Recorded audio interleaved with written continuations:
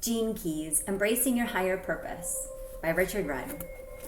The 8th gene key, Diamond of the Self, Shadow, Mediocrity, Gift, Style, City, Exquisiteness. Programming Partner 14th gene key, Codon ring, the Ring of Water, 2-8. Physiology, Thyroid, Adam's apple. Amino acid, phenylalanine. The 8th shadow, Mediocrity, beyond the comfort zone. When you look at the world in which we live today, especially the Western world, it is quite extraordinary how many people live such similar lives. The 8th shadow, like all the shadow frequencies, is founded upon a specific fear, and in this case, it's the fear of being different. The 8th shadow prevents individuals from rising out of the mass consciousness and exploring the real adventure of life. The true nature of individuality is rebellion, but rebellion is unsafe, so the mass consciousness of humanity chooses the illusion of security instead. The 8th shadow weaves a web across the world, and this web supports the planetary comfort zone. Only when life forces you to grow through some kind of crisis or the death of a loved one, for example, do you come to experience your true nature outside the borders of this comfort zone. In the Western world in particular, your individuality is imprinted very early in life. One of the issues addressed repeatedly throughout this book is the influence of modern education, especially in the years leading up to the age of 7. Most educational systems encourage sameness rather than difference because difference threatens the system itself. In modern education, young children go through an accepted process of tests and examinations, the very nature of which is to regurgitate memorized information with little to no scope for spontaneous innovation. This indoctrination begins in your early childhood and lasts into your early 20s as you are cycled through the same system that shaped your parents and your parents' parents. By setting up a system where sameness is the rule, we have successfully turned individuals into outsiders and reactionaries. One might rightly wonder what kind of education a child should have in order to keep his or her individuality intact. The radical question of the 8th gene key is this: is formal education really needed at all? In our modern world, the inflexibility inherent in our educational system is becoming more and more of a problem. Naturally, there will always be certain children who show a disposition for formal learning, some in a variety of subjects and others in specific subjects. However, many other children simply do not need a formal education and certainly do not respond well to one. Of course, the problem is also linked to many other aspects of our modern lifestyle. What is important to realize at this stage of our evolution is that the 8th shadow is bred into you from an early age, and in most cases, it has to be unlearned later in life if you are to have the least chance of living out your gifts and finding your genius. One of the deep fears emerging from the 8th gene key is the fear of success. This fear is reinforced through its programming partner, the 14th shadow of compromise. You compromise your dreams not because you fear you'll fail, but because you know that to succeed, you'll have to rebel against the whole society and its expectations of you. You fear what you might become because you do not know who you are. The highest frequency of the 14th city concerns bounteousness, which is the reward for the individual who dares to break free from the trap of mediocrity. In other words, the path less traveled leads to treasure. The 8th shadow gives you a recognizable stereotype in the world, which not only makes you feel safe about who you think you are, but also makes others feel safe about who they think they are, who they think you are. Without this stereotypical facade, who might you be, and how would others approach you? The answer is that the mainstream would look at you with a mixture of both fear and awe. Mediocrity is defined by others rather than by yourself, and mediocrity has 2 main functions. Firstly, it keeps you from thinking outside the box. Under the influence of this low frequency, you think like everyone else, look like everyone else, and more or less behave like everyone else. And you will do this based on what others may or may not even think about you. The second function of mediocrity is to serve the machinery of society rather than evolution. In other words, you become a cog in the wheel of the systems established by man. In so doing, you become a part of the background of life rather than a major player. Mediocrity prevents people from being heroes or heroines. Nowadays, most of us are simply content to dream about what we could have achieved in our lives. We may watch the films and movies of others and may even be deeply moved by them. But the eighth shadow prevents us from believing in ourselves enough to embody such a life. And the reason is fear. Fear is endemic throughout the very infrastructure of our society.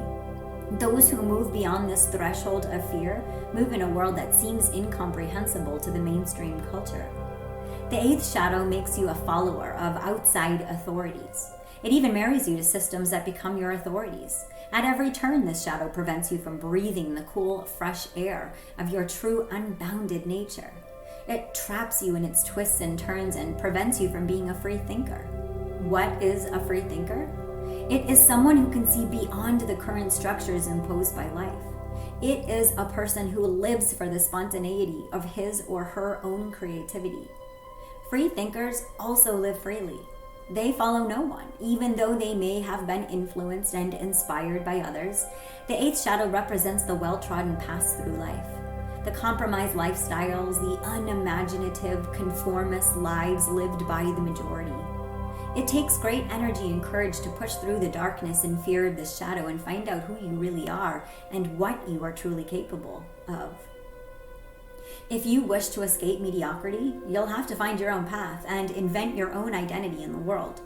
It will be like no other path, and it will take you beyond your comfort zone into dangerous territory where there are no assurances that you'll exceed, except for your faith in your own deep and vibrant nature. Repressive nature, wooden.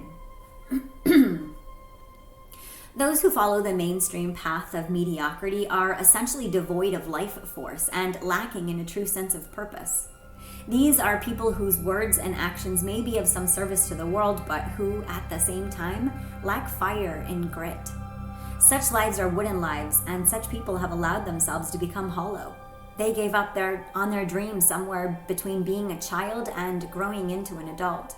Without embracing their fears, they became swallowed up by their responsibilities and the many compromises they made throughout their lives. The result is that they live lives that do not belong to them or allow them space to breathe or create. Reactive nature, artificial.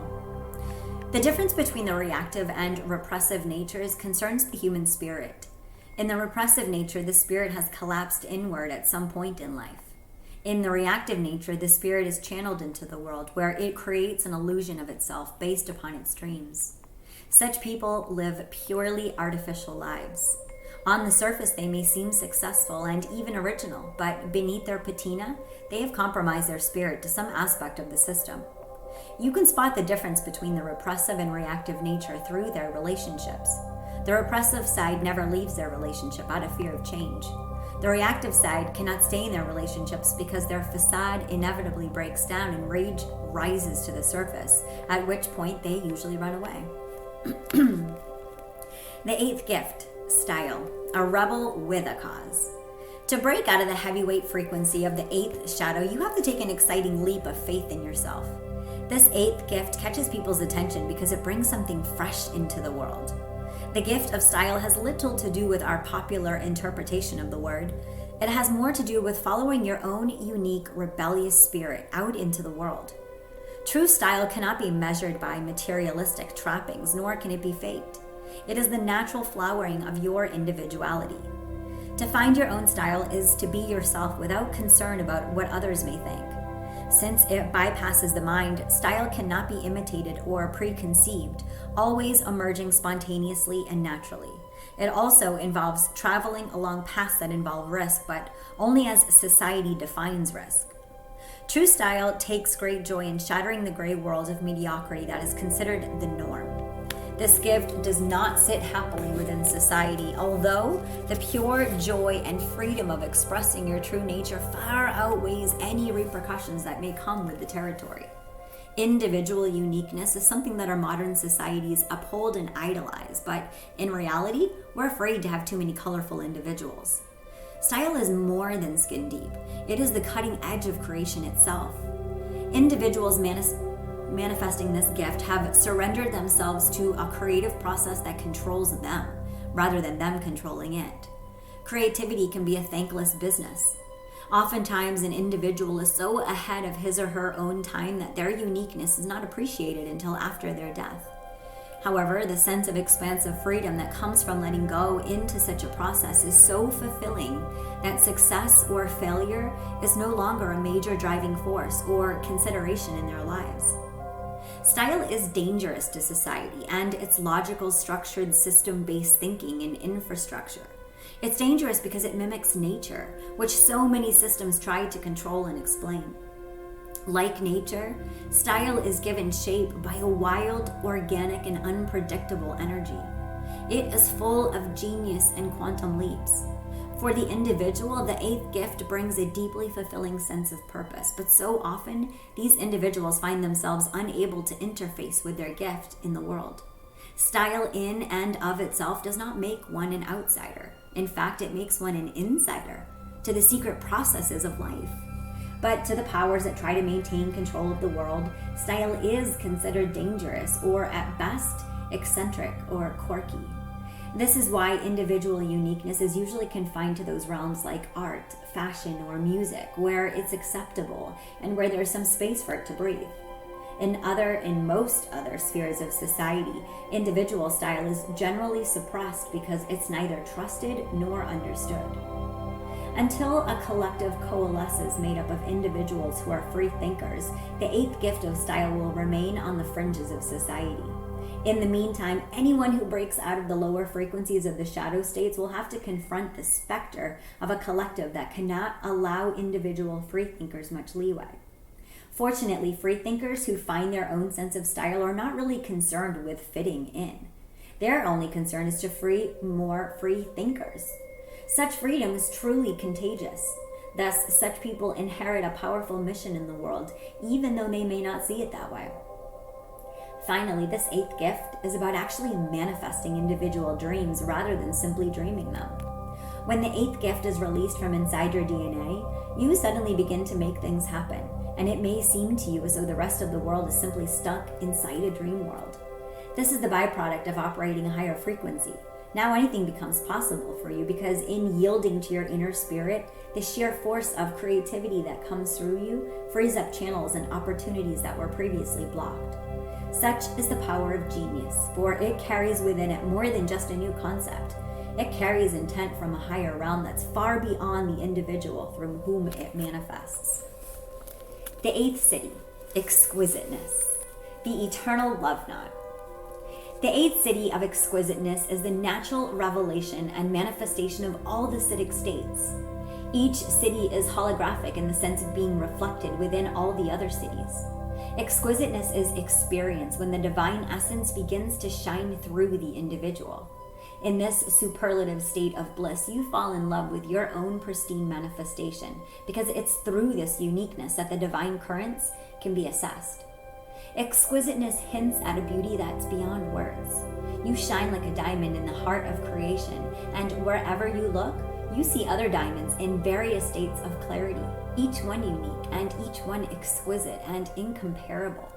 At this rarefied level of consciousness where all levels paradoxically cease, you come to realize the great joke of individuality and differentiation. Despite its exquisiteness, individuality is an optical illusion created by the mind. You experience yourself riding in a genetic vehicle that's unique, but your being rests in the consciousness field behind all differentiated forms. This is the stage at which you achieve transcendence of your genetics. You remain differentiated at the level of form, but at the collective universal level, your awareness permeates all forms, making you both a drop in the ocean as well as the ocean itself. Your true nature is wildness. There is no taming where the divine is concerned, and thus this state of exquisiteness sees through mankind's many veils. All systems break down under this wild, ebullient energy that comes straight from the source of creation. The few who have manifested this city have been as fleeting and beautiful as light playing through clouds.